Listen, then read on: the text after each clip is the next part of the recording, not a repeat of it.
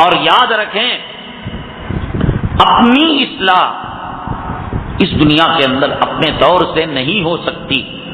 اگر کوئی چاہے میں اپنے سے دیندار بن جاؤں، اذان سنوں، نماز پڑھ لوں، گھر کو چلے جاؤں، پھر آؤں تلاوت کروں، پھر گھر کو چلے جاؤں، نہیں ہو سکتا. پیغمبر جب تھے صحابہ ان سے رجوع ہوتے تھے، پیغمبر کے بعد صحابہ سے تابعین رجوع ہوتے تھے، تابعین سے تبع تابعین رجوع ہوتے تھے.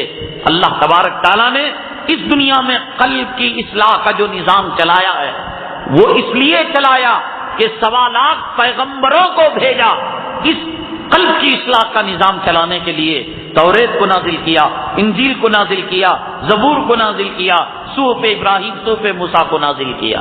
ورنہ اللہ قرآن شریف کے 30 پارے غار حرا میں رکھ دیتے، غار ثور میں رکھ دیتے اور کہتے اے عرب کے لوگوں تم کو تو عربی آتی ہے، تم پڑھ لو اور دوسروں کو سمجھا دو. نہیں، والذی بعث فی الامیین رسولا منہم یتلو علیہم آیاتہ ویزکیہم ویعلمہم الکتاب والحکمہ. نبی کا بعثت کا مقصد، نبوت کا مقصد یہ ہے وہ کتاب کو پڑھ پڑھ کر سنائے. آج اپنے سے کوئی اصلاح نہیں کر سکتا،